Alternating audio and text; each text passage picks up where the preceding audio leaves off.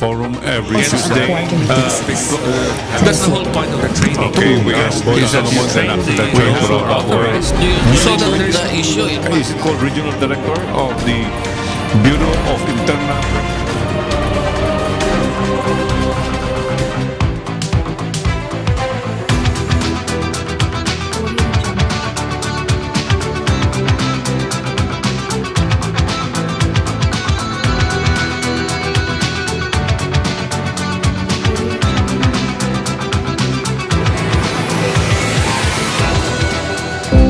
Welcome sa atong 888 News Forum sponsored by Marco Polo Plaza Hotel Anitas.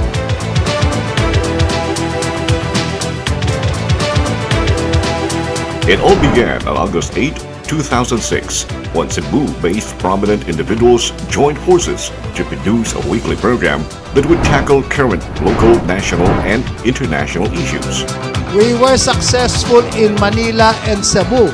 Tourism advocate and Consul General Emeritus Bobby Joseph, former Department of Tourism 7 Regional Director Tony Roa, broadcast journalist Malu Guanzon Aparizo, publisher journalist Eileen Mangubat, tour specialist Jenny Franco, columnist and broadcaster Ricky Poca, and writer Honey Harke Loop. Thus, the 888 News Forum was born. Bobby Joseph formed the 777 in Manila. And so they created the 888 here, but since I was not involved at that time, they went to mga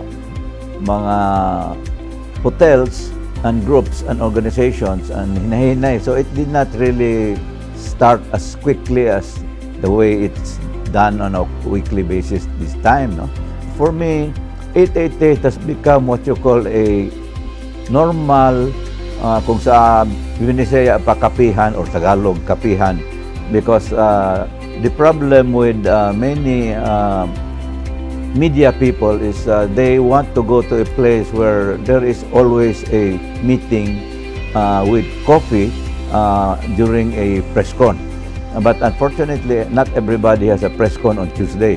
But at least sa 888, we give time for those who have really something to say. Something blew up this week, at least in Tuesday, representative na siya sa 888 or special guest. And a lot, especially when elections come, daghan ka ng problema guest sa 888 forum because they will always find a way to be a guest in 888 forum. Over the years, the 888 News Forum has undergone a series of transformation. It has moved from one venue to another until it finally settled at the Marco Polo Plaza. Since then, the hotel has become its permanent home. It was formed to promote tourism. And then, ang ako nahibawan nga, we started from Parkland Hotel for 1 year. Then after that, we went to Marco Polo Plaza for another 1 year. And we went to Waterfront Hotel for another 1 year. And at the time, after the duration sa Waterfront Hotel na human, we were supposed to go to Marriott Hotel because we want to rotate 888 News Forum in all big hotels in Cebu. But at that time, we were called back by Marco Polo, and since then, Marco Polo has become our permanent venue.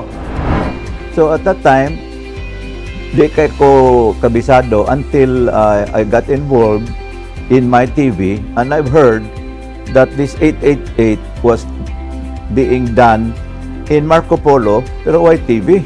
So I offered to Bobby Joseph that why don't you sit down with us and then we will And so Bobby Joseph really came up and said, sige, why not? So that is why our contract is also part of with Bobby Joseph, and the other part of the contract is with Marco Polo. And since then, we have been together with Bobby Joseph and MyTV in 888 Forum. The 888 News Forum has become a regular habit. for Cebu media practitioners to engage with the panelists and guests in a weekly discussion on issues affecting the local community and the country in general. Noted personalities not only from Cebu but from the National Capital Region as well have graced the forum.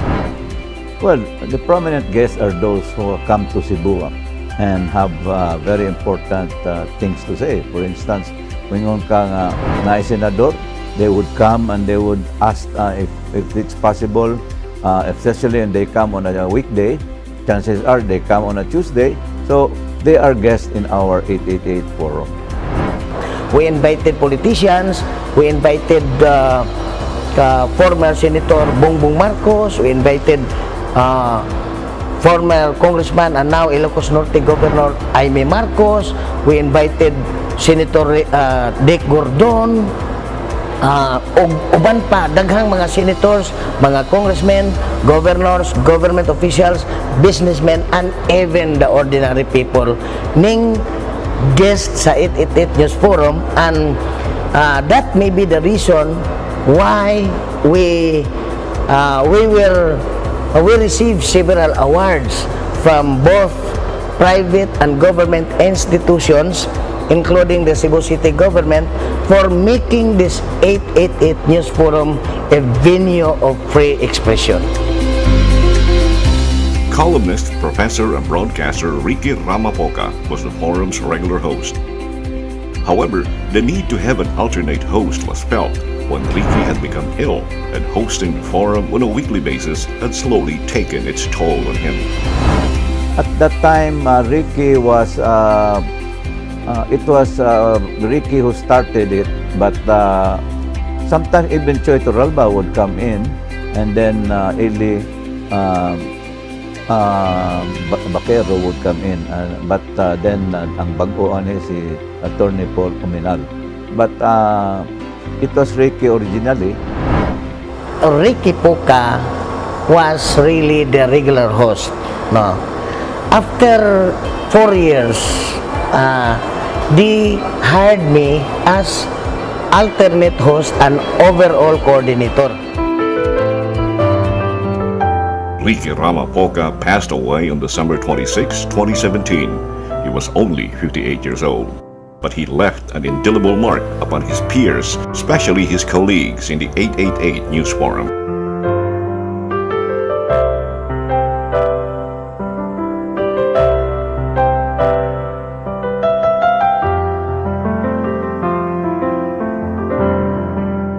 My experience, I was at the NKTI. Napil kong orientation, about 400 of us. Upat na may kabuk diabetic.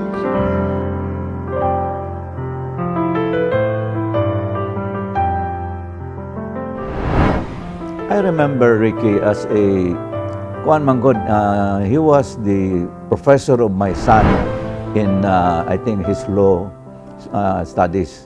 And kanibitaw media ka. And then he would tell me about, he used to work for Congressman Romulo, the father of Department of Tourism Secretary Berna Romulo Puyat. And then I remember that, in fact, I was the one who called Congressman Romulo that Ricky Poca passed away. He was a very nice person. He is a disciplinarian but compassionate. He understood the kanabang kahimtang sa mga tao, the situation of the environment, the situation of the community, and he was ready to listen to everybody. That's why murabag ka nang nagkatugma ang among partnership, because we understood each other. 888 News Forum is now 12 years old, and still it continues to be the platform for interactions and discussions affecting the populace. It also provides an avenue for people seeking the truth. With the 12 years that 888 News Forum has served the public in relaying good information. I hope also that all members of the media will also cover this 888 News Forum, and I hope that the public will also view MyTV Channel 30 Sky Cable every 8 p.m. on Tuesday, Thursday, and Saturday, because mao na yung mga programa nga atong i-air ang matag edition sa 888 News Forum. We'll hope that it's congratulations to the crowd, what you call the crew of MyTV for hosting the 888 Forum for how many years already? But I'll tell you, it's not a easy task, but it is a work to be done for us in MyTV. There's only one reason why I always go to Cebu, and you all sang it. Cebu for me, coming from my heart, is a wonderful world. And with that, see you every Tuesday on 888, and let's do our best, and let's take away all negativism whatsoever and pump it up with more positive and proactive action. Happy anniversary to 888 Forum. You're doing a good job. My congratulations to our 888 family. I'd like to say happy anniversary to 888 News Forum. Happy 12th anniversary and more power, mabuhay to 888 Forum. Hi everyone. 12 years of existence for the 888 News and Media Forum is already a big milestone. Congratulations to all the members and staff of 888 News Forum, to all the crew of MyTV.